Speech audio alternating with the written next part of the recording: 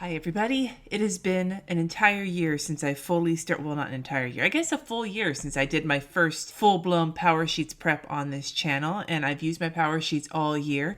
And today I am going to be starting my Powersheets prep for 2020. These are the Cultivate What Matter Powersheets. You can find a link down below if you'd like to check them out. They're a goal planning tool that I have used throughout 2019, and they've been very helpful for me. I'm actually going to do another video talking about how they worked for me in 2019, but this video is going to follow along with me for about a week as I complete the prep work in this series.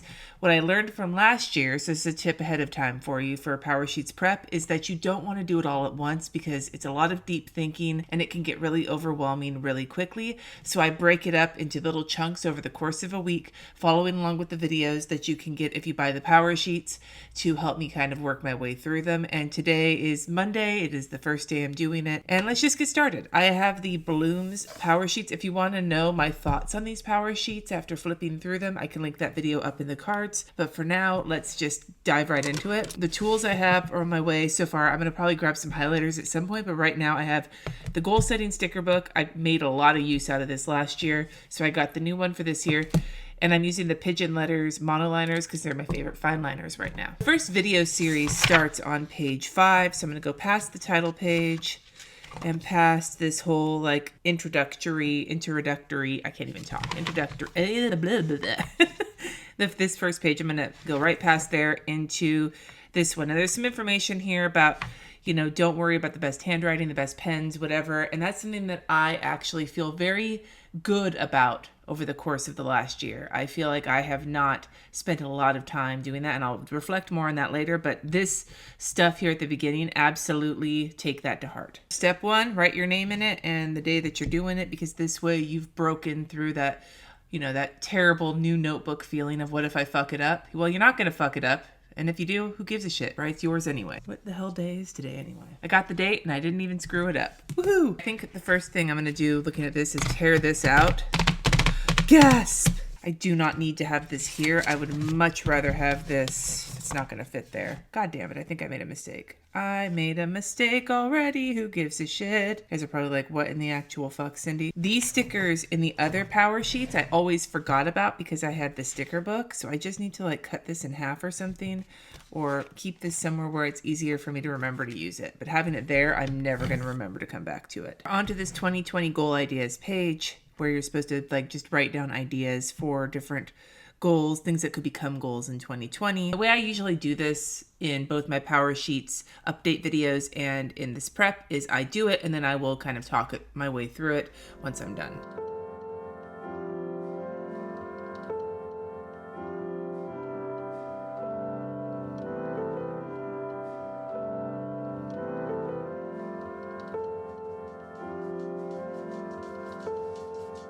I'd love to reach 100K subscribers on YouTube for various reasons. Being able to afford to pay for health insurance for Jess and me through my work, not depending on his work for it, just, because that would be a major goal for me to reach, especially since he's diabetic and I have PKD. Make more local connections for work, for friends, for everything.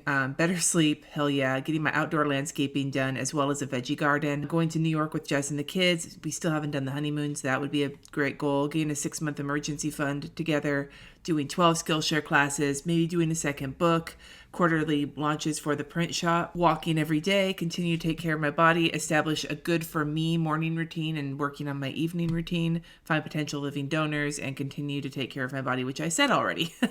So these are just some of my goal ideas. This is something I need to revisit often because I'm really bad with comparing myself to others. Like, it's something I know I need to work on. It's something I keep in the forefront of my mind and I still struggle with it. But then this is a way for you to kind of revisit who you are. Words that describe me. Introverted, extroverted, both of those. Actually, I would say organized, emotional, I guess silly too. And I would say determined. Ways I'm most encouraged. Hardcore affirming words when people and hugs and affection. Like positive feedback. I thrive on being told I'm doing a good job. That's why I love you guys in the YouTube comments. You guys have no idea.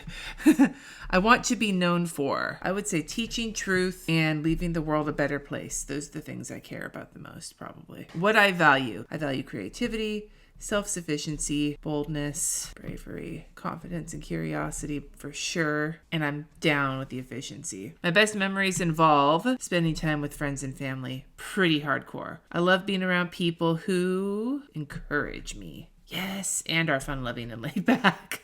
I like that too. I feel motivated when I put doing something for someone. I do feel motivated when I do that. How I feel about goals. I'm feeling hopeful about the year ahead. I do want to change some things, but I actually want to help other people with their goals as well, just because I found some clarity this last year and I'd like to pass it on. This section's about what fires you up. And the idea is that you're supposed to talk about the things that make you come alive, but then not just save them for a day when you have time, but do them on a regular basis.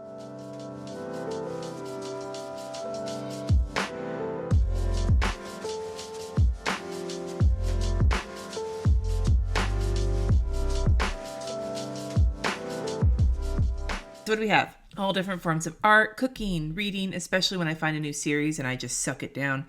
Dinner with my kids and husband at one of our favorite restaurants at Valley, Sushi Mambo. We love going there. Smelling the outside after it rains, laughing with Jesse and the kids, snuggling my kitty boys, the beach, specifically the Northern California beaches where you don't really swim, but the waves are huge and it's just awesome. Driving around with Jesse and just having conversations with him, sitting in my recliner with tea and a book, singing along to music and musical theater. And it says here, do these things. Do them now instead of waiting for a long ass time starting today. And I think today I can definitely snuggle the kitty boys and smell outside after it rains because it rained today. And I will likely be having lunch with Jesse. This is day 2. Yesterday, Jesse got home just as I was about to start this page. So I decided to just stop. It was hard. I could do this while I'm on camera talking to you guys. But with Jesse standing there, for some reason, it gets even harder. You may have also noticed I redid my nails last night. Kind of matches this one, but it's mostly because they were looking pretty, rough. This page is the Curated Life Evaluation. This is similar to what it is in the other Powersheets, where you rate each area of your life with a number, and then you explain why you gave it that number. And the sections are health, friends, spouse or significant other, family, finances, spiritual personal growth, work, and recreation.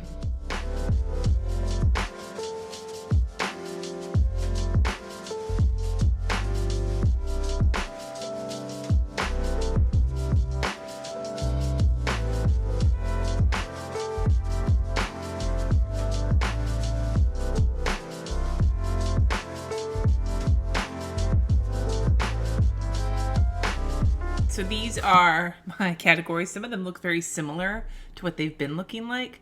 Other ones, I feel like from last year's Powersheets. Other ones, I think I've made some progress. For my health is a 4. I think it's always a 4 because there's only so much I can do to work on my health. I'm super sick. I'm close to kidney failure. I'm only a little bit closer to kidney failure than I was at this time last year. I've had all my fistula surgeries. That's gone well. So the best things I can do for my health right now are finding a donor and trying to feel as good as I can on a day-to-day basis. So those are my things to work on. I don't know how high my health will ever go, because even if I get a transplant, I'm going to be on a bunch of meds and have complications with that. I'm resigned to this one, pretty much. Friends. I've marked it a 5. Oh, hi, Mark. I have good friends. I have some great friends, and I just need to spend more time with them and communicate with them more often and be a better friend myself. I usually just am quiet until somebody needs to talk to me. I tend to hole up in my head a lot, and I need to just get better at reaching out. Maybe making a goal to reach out to X number of people on a weekly basis or something. I don't know. Thinking about that. Spouse and significant other, easily the highest ranked part of my life. Jesse and I are doing great. We are really communicating with each other right now, which is a good thing. I think that is something that was missing in my previous relationship, and it's something that we had to really work on, but our communication is going really well. And our biggest thing that we need is just more time together away from home. We have made it a priority to spend more time together while we're home, but getting weekends away, we got 1 weekend away, I think, this last year. And that was so nice. Maybe 2. I don't remember. But more of those. We still haven't had the honeymoon yet. As for family, I'm mainly centering this around my kids. Because with the rest of my family, I'm doing as best as I can with my family. But with my kids, I marked it as a 6, which is higher, I think, than last year, maybe. The big struggle I'm running into is that I have a high schooler and a soon-to-be high schooler. And while they each have their own struggles based on their age range and just stuff that they've got going on in their lives, the bigger existential crisis I'm starting to have with my kids is that they're starting to pull away, especially my oldest, because they're getting older and know that they're going to be moving on their own sooner rather than later, and trying to redefine my role with them as they become more independent and more sufficient, how to let them go while still maintaining, I don't know, it's a struggle for me. It's my kids, man. And also because my parents both died in my 20s, and my dad especially, I really, in those first few years when I went to college, I did not call home or come home anywhere near as often as I should have. And then he died. And I regret that. I don't regret a lot of things. I regret that. And my mom and I had a lot more conversations, but then she moved away, like hours away. And so I didn't get to see her as much as I wanted. And then she died. So there's a part of me that's really worried about getting as much time with my kids as possible, but without like crowding them and making them never want to see me. So that's something I need to work on. Finances. We've done well this year, I think, in terms of handling some debt payoff and taking care of some stuff around the house and everything like that. But we have some bigger goals coming up and we need to start working towards those. We sort of worked on budgeting this year, but we really want to nail it down this next year. And so prioritizing is a big thing. So it's kind of 5, middle of the road. Spiritual personal growth, I put as a 3, and I was actually almost ready to put it down farther than that. But I picked a 3 because I had a good meeting with people this weekend at church. I'm having trouble balancing myself with church. Either I am overcommitted or I'm not there at all. And like I hadn't been there in a couple of months because I haven't been feeling good, or I've been busy, or the kids haven't been feeling good. And when I went there on Sunday, it was so refreshing. And I was like, I need to be here. But when I come here all the time, I start getting like roped into things. And so I have to find that balance while still getting what I need out of it and offering what I'm okay with offering of my time without overdoing it. So that's the thing to think about. And then at home, if you're going to see already, we should be getting ready to swing into the book club with the Good Morning, Good Life book. But the reason I wanted to do that book is because routines are something I really want to work on in this next year, because I found that I am a creature of habit. And if I can be a little bit more focused on creating the routines that work for me as opposed to letting them happen to me, I'm thinking that that might help me in some other areas of anxiety or stress or not feeling good. As for work, this has been a banner year this last year. I opened the Etsy shop. I am about ready to publish my first book. It's been pretty interesting, but it's one of those you got to still keep the momentum up while finding the balance. And I really need to do that this year. So I need to continue momentum this year while continuing to prioritize balance.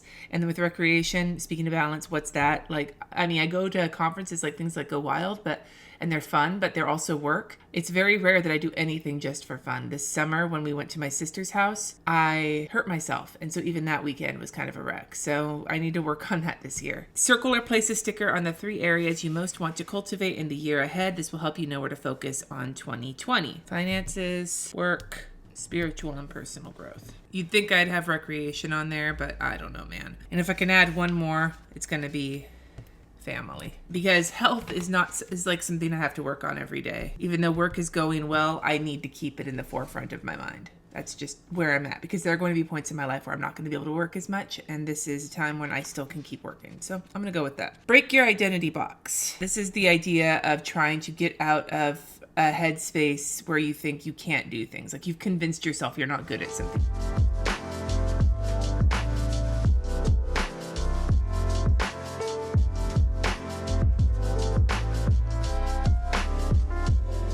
I have decided I cannot do reach a bigger audience because I cuss and my personality. I'm bad with money. I'm bad at setting boundaries. I'm not a very good artist, and I can't talk about selling myself or the things that I want to sell. And if I could crush that, I could reach my family's financial goals and build a sustainable business in life. I could find more people to build community with. I could keep creating art without the bullshit in my head. And I could not be fucking exhausted and frantic every day because I've set better boundaries. Although, to be fair, I will be exhausted a lot because of my kidneys. But you know what I mean? I won't be so exhausted with self-inflicted exhaustion, which is my basic life if you've been following Vlogmas. Who I really am.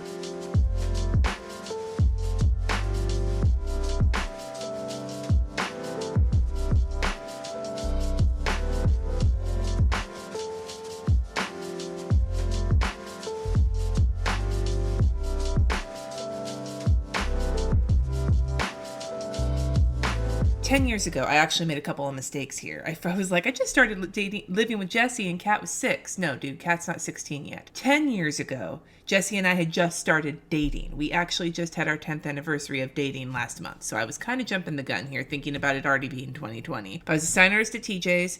My kids were 5, almost 6, and 3. I had really fucked finances, my dudes. Like, fucked finances. Russell and I had separated, but we were still living together.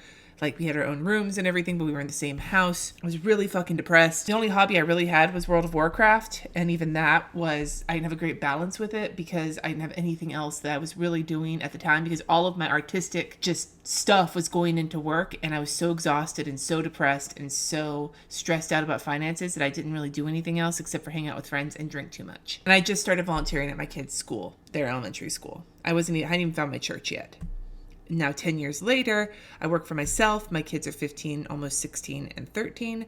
I've been married for 6 years to Jesse. Our finances are improved. They're still not phenomenal, but they're improved.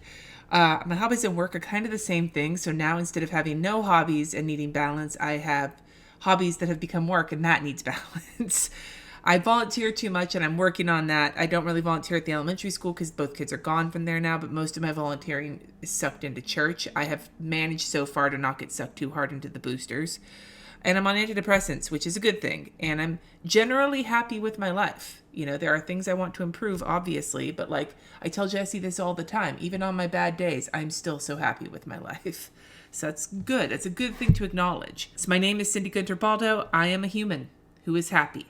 I like to emphasize that because there have been a lot of points in my life when I haven't been happy. In the past, I've been a doormat, but now I'm ready to respect my time and energy in every way possible. I value other humans, my family, my communities, and our world. Pretty like Miss America, but whatever. This page is all about fear and naming your fears so you can move past them. So there's room for 3 fears here, 3 fears here. Yeah, okay.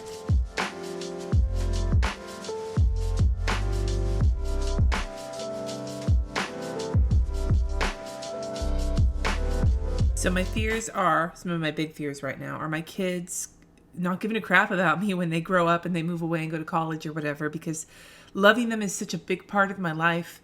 And I've lost a lot of people I've loved, and it hurts. And I don't want that to happen again, either through bad things happening or just through neglect. I fear putting myself out there in new ways to try and grow my audience or to try and grow the things I'm doing, because I don't like getting rejected. It hurts.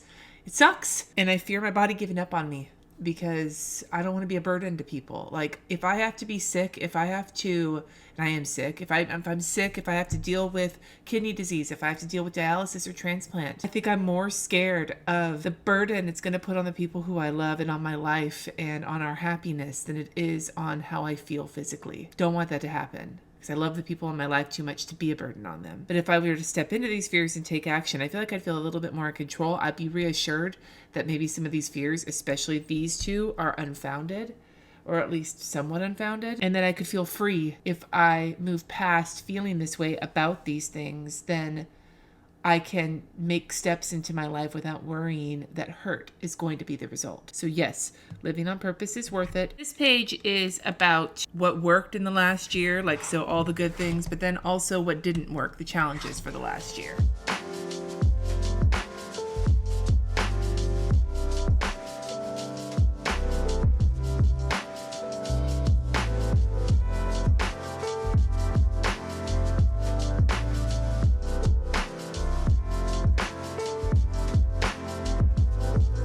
Okay, the good things from this year. And I'm sure this is not the only good things, but these are the ones that I kind of came up with. I wrote the book, put a high five sticker there. Published my first Skillshare class. I opened the shop. I put grateful for this because that was a big step out of my comfort zone. My fistula is ready, and that was a journey. You guys have followed along with me with all the surgeries, and it's a journey, but it's ready to be used, which is not the most fun thing in the world, but it is a good thing. I started my donor testing process.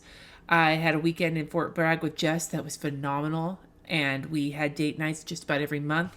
Found a bunch of new recipes I loved through the whole experimentation process. Started paying quarterly taxes. Again, not exactly the most fun thing in the world, but it's a very responsible thing that I am proud of myself for. I spoke in front of 1,400 people at Go Wild on my own for an hour and a fucking half. Hell yes. Wait, hold on. Put a heart there too, because An hour and a half, my dudes. I found a meal planning rhythm, which I'm happy with for the most part. We got the house painted and the roof. I didn't do either of those things. We paid for it. And it's done, which is a big project off of our list that's been procrastinated on for a couple of years. Big words here. We finished the kitchen. Big words. Big, huge. And that was something Jesse and I did. We got Lucy, super grateful for this. And I started the curly girl method and my hair's looking good. So a lot of wins here.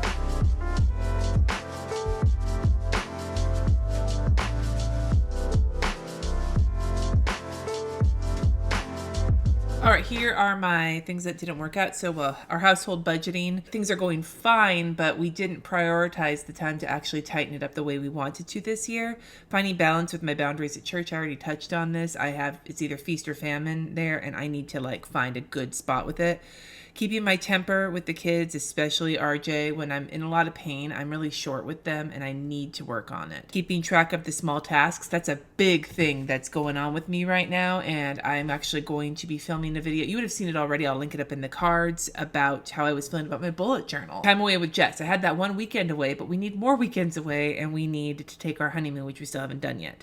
Finding a decent morning routine. My mornings are awful. They are awful. I wake up, I feel like shit, just in general. If I jerk out of bed in the morning, which is how it usually happens, it takes me a good 15 minutes to not even feel like I'm dying anymore. I come right out of sleep into my world of pain, and I need to find a way to ease into it a little bit more so that I don't feel quite so jarred when I wake up. My pain levels are going up and my energy levels are going down, and there's not really anything I can do about that. Inbox is out of control. I've been doing inbox 0 sometimes, but it's not been very consistent, and my inbox is just a continual pain in my ass, and I have way too many plates spinning. But I put these stickers here for This Is the Year I Make It Happen, because there are some of these things that I can work on. Maybe not all of them, but some of them, and I'm going to do it. Lessons I learned. Big or small, what would the good and the challenging from last year teach you?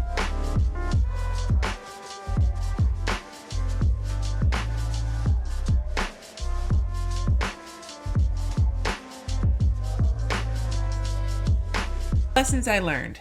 I can achieve goals and big results without procrastination stopping me, especially the last half of this year between the book getting written and the shop opening and the Skillshare class. The second one is prioritizing time for Jesse and I just seems to not be at the top of my list between the budgeting stuff for our house and getting time away for us in the honeymoon. I don't like that, but it's something that I learned this last year, so I need to actively work on that. Managing my time wisely is the best way for me to find peace and balance. This kind of goes back to the procrastination thing. And then finally with my kids, there is only so much I can do to help them, specifically regarding their own procrastination, their own work habits and everything like that. So they have to help themselves too.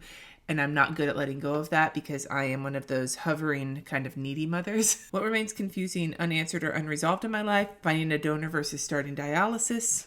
Growing my audience, growing it with my business, and where do I fit in at church? Again, going back to the whole balance at church thing. But despite this, what am I choosing to believe? I choose to believe that I have a long and happy life ahead of me, and I'm going to live as such, meaning I'm not going to let the fear of kidney disease, dialysis, transplant, all of those things, all of the things that are a reminder every day because of how I'm feeling and my kidneys being so big and painful and my energy levels and the restless and all the other things that are coming along with declining kidney function. I am not going to let those make me feel completely fatalistic. And the reason this is a big deal is because I turn 40 next year.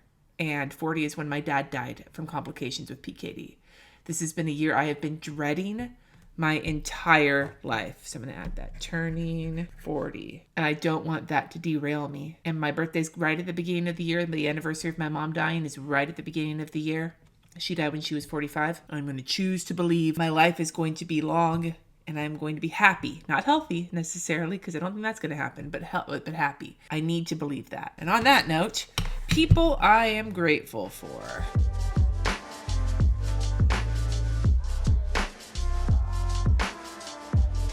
Here's my list of people I'm grateful for. Family, friends, church people, my patrons, especially my hangout homies. All of these people have been very, very, very helpful for me over the course of the last year. And they're all fucking so great. It's Wednesday. I just got home from some shopping that I needed to do, and it's later in the afternoon. Maybe that means I'll actually be able to make it through more of this than I have been in a day, but probably not. Who knows? Here's where we're at now. Feel like life is flying by. Check all that apply to you. I often feel like time is flying. Being present with the people I love can be challenging. My mind isn't, yes. My mind is in a million places. So much happens in my days, but I don't feel like I'm making progress on what happens in the big picture. You know, honestly, I actually don't really feel that way. I feel like I do make progress on a lot of days. I sometimes feel spread thin. I try to do it all and end up doing a lot of things poorly. That is true, and I'm going to cross out sometimes. I always feel spread thin. Distractions often suck my time away and leave me feeling empty. I feel like I waste a lot of time. I don't know if I feel that way. More often than not, when what I think I'm wasting time, I'm actually just recharging because I've been pushing myself too hard. So I'm going to say no for that one. I feel unsure of how to use my time and focus on what's important. Focus is a big thing for me, but I'm not going to check this because, again, I feel like it's almost like I had too much to choose from as opposed to not sure what to do with it. And I want to make my days count. Yes. Big picture. Where do you want to be when you're 80 or 90 or 100? God, am I even going to make it that long? That's always a question whenever I see things like this.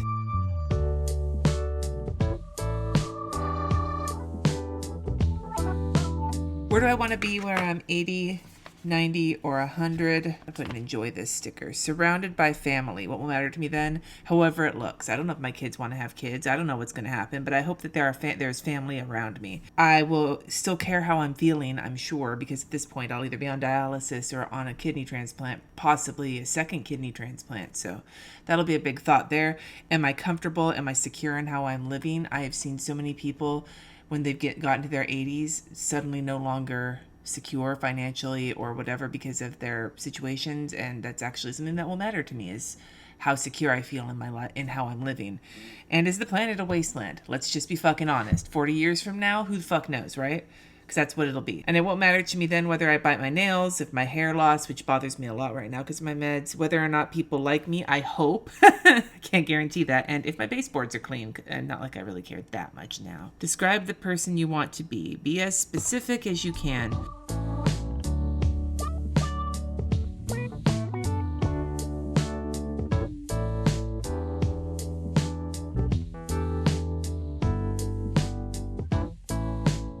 Through this. There's a lot here. I'm going to just read this verbatim, and I'm not going to elaborate too much on it. You can read into it what you will. I want to bring change.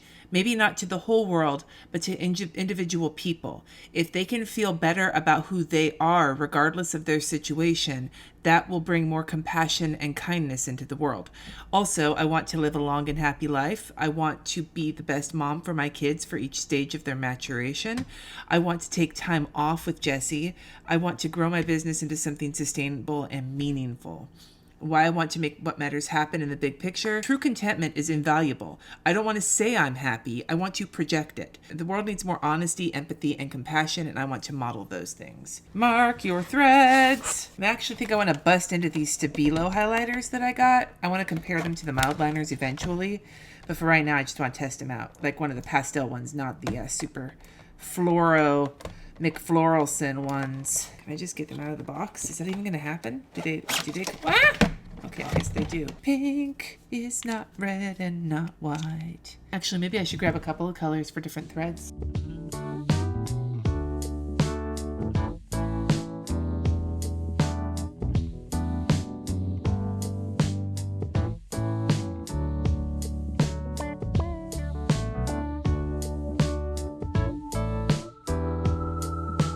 Oh, hi, marking my threads. Here they are. Time. Quality time and time away with Jess, just the two of us, but also with Jess and the kids. Community. I really want to be building my community up, making it bigger, but continuing to keep it as close-knit as it is.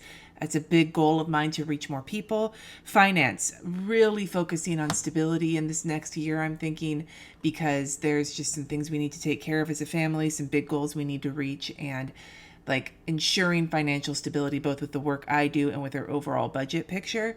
And then my health, doing the best that I can for myself. Even when you write right on top of the freshly written pigeon letters markers, these aren't smearing. Although, to be fair, I did not write directly on top of the 05 right after I wrote with it. So maybe it will smear with that, but for the 03 it didn't smear. My cultivated year. If you could envision your most purposeful year yet, what would it look like?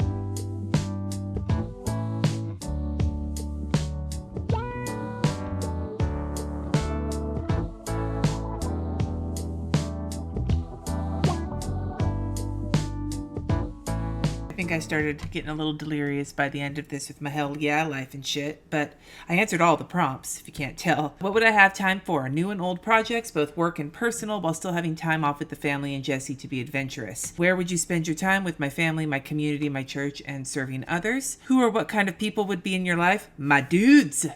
I started to just say my dudes, but then I put 2 U's and I was like, I guess I have to keep going. So it's my dudes. And all of you are my dudes. Those are the kind of, like, if you are one of my dudes, I want to spend time with you. Just, maybe that's not something defined, but to me, I understand exactly what I'm saying. How would you spend your mornings, days, evenings? I'd be a baller. I'd also go away for the weekend with Jess, work around the house, read, among other things. Like, working, regular life shit. Yeah, but like, I want those other things to be more present. What would you do regularly? Or maybe that was the be a baller. Whoops. The days and evenings. I can't tell where my arrows are going. Anyway, maybe that one is working like I've got a purpose, relaxing like I've got no purpose. I would want to give my best to Jesse, my kids, and my community, and I would hope my days would feel satisfying. Hell yeah, life and shit. This is what happens when I'm like, I've had too much caffeine over the course of the day. This starts to go a little cuckoo bananas. And now it's bleeding through a little bit. Good to know. How are you going to make your big picture come to life?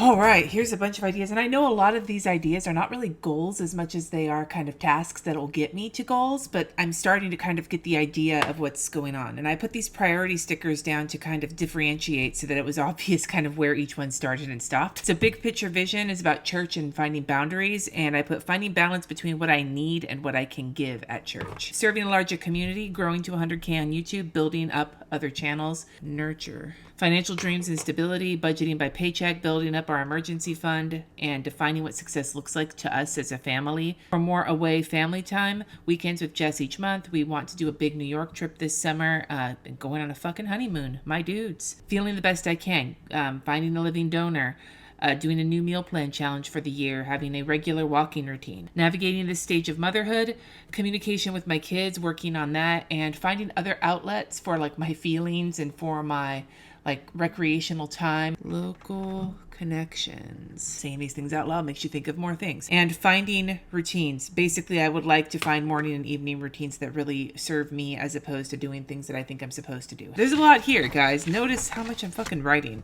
Lots and lots of sloppy ass writing. Okay, what are you going to say no to? This is the part I hate. I hate this part because I feel so weird thinking about things I'm saying no to. I know every no is a potential better yes, but I'm still, this is not my comfort zone. I already am fucking up my spelling too. Jiminy Christmas.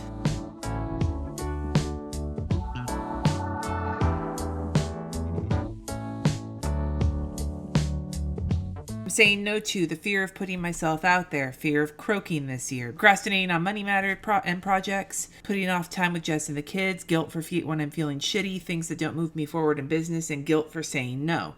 And I'm saying yes to weekends away with Jesse, time with friends and other people, saying no more often, doing fun shit with the kids, help when I need it, opportunities that are a great fit, boundaries, and good times. Good times. Choose a word of the year. Good God. I'm going to tell you guys something that worked for me really great last year, P.S. The thesaurus.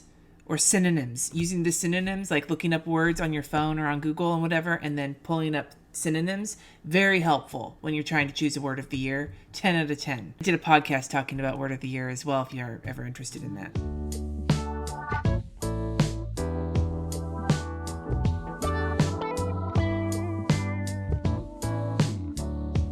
I think I found my word of the year for 2020, and it's become, because of the definition, to come into being. I was looking at grow and soar, ascend, thrive, all of these words about like this year where I want to like become more. Like I want to have grow a bigger community. I want to like start really working towards some more adult goals with our family. I want to be somebody who spends time with my kids and my husband on the weekends instead of just being exhausted. I want to become somebody who's going to live a good life even if I am sick. All of these things are things that I want to grow into, and I want to become these things. I want to come into being. Even if I'm already part of the way there, I want to fully start coming into being on these things. That's why I'm picking that word. Yeah, it's a little woo-woo, whatever. I'm going with it. It's working for me. Because I also kept coming up with rise, and some of you may know why I probably don't want to pick that word. Pink one leaks, or like bleeds. Imagine it, your best year. What would it take for you to look back at the end of 2020 and know that you cultivated what matters?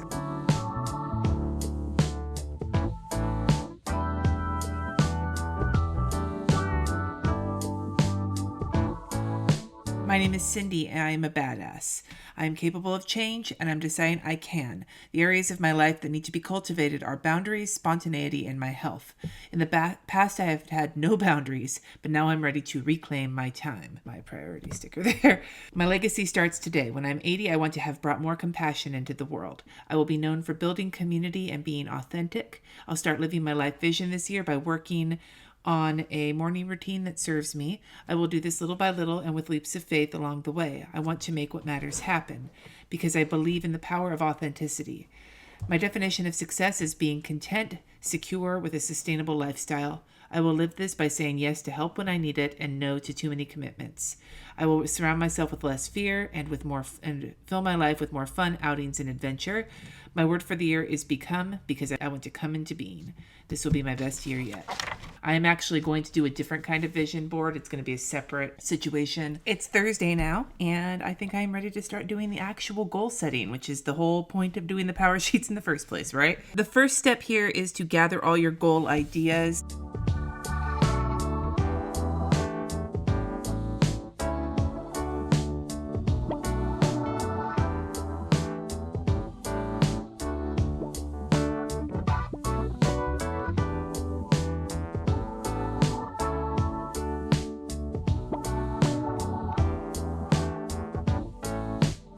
You see, I've sort of worked my way around this, and I feel like what I wound up doing was kind of starting to write goals and also why I want to do those goals or what those goals will mean. None of these are like specifics. I'm going to save. I saw when I glanced through these that there is like your big picture goal, but then you have like mini goals. And so that's where the specifics, like how will I know I achieved this goal? Well, here are some goals that will help me find my way there or whatever.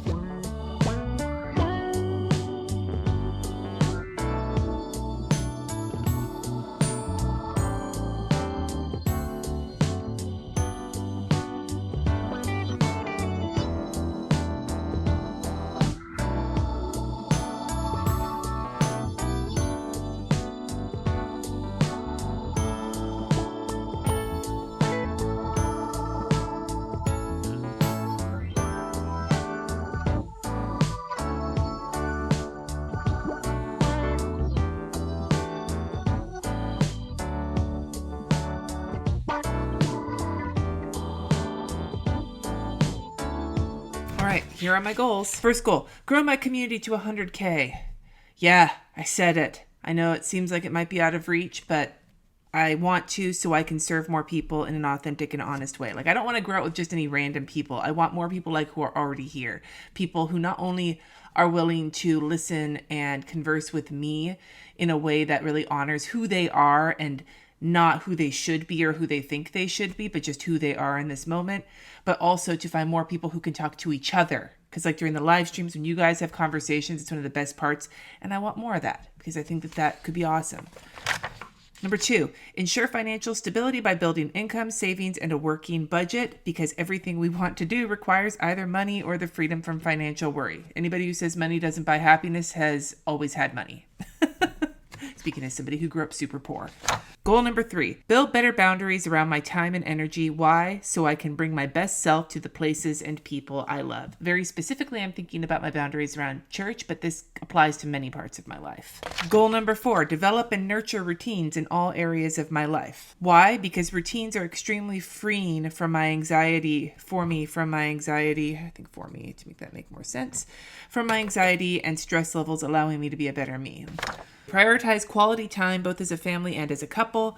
Why? Because being more adventurous and spending more time together will help our relationships and refresh us when we need it. Especially with RJ entering high school next year. Like, dude, my dudes. Number 6, tend to the body and spirit I have right now as kindly as I can. Because I want to live a long and happy life. Number 7, step into more local connections, both work and personal, and develop them. Why? To lay the groundwork for navigating the next stage of motherhood when my kids are adults. And then the last one, so I filled up all 8, craft a home environment we are proud of. This is basically the same goal as last year, and that doesn't mean we didn't achieve it. We made a lot of progress, and I'll talk about that in my retrospective, which should be coming out pretty soon after this. But of my 2019, but this is kind of an ongoing thing. As a homeowner, you probably know this, especially if a fixer-upper, it never ends. And why? Because being proud of our home will both ensure a long, happy life, see that, in this house, and also encourage us to have people over. So those are all of my goals, and I think that this might be where I actually wrap this up. The last things I need to do are do all of this planning. But this is going to be something I do off camera, and then I will discuss it when I do my January check-in, which will be likely part of Plan As You Go when I start checking in January. Either that or I'll just do it right beforehand. I'd love to hear from you in the comments when you'd like to see it. Would you like to see this before the new year actually starts, or would you like to see this when Plan As You Go kicks in? Because you're going to see a lot of my power sheets when Plan As You Go kicks in. Anyway, you guys, I hope that you've gotten something out of this from watching me go through this whole process. If you're using the power sheets, I'd love to hear maybe one of the goals you're working on or some insight you got about yourself from working on your power sheets. Or if you haven't started yet, tell us that so that you can get some encouragement to start. And if you aren't using the power sheets, but you're doing some other kind of goal setting, tell us about that in the comments below. Thank you so much for watching. Subscribe if you haven't already, and I will see you in my next video.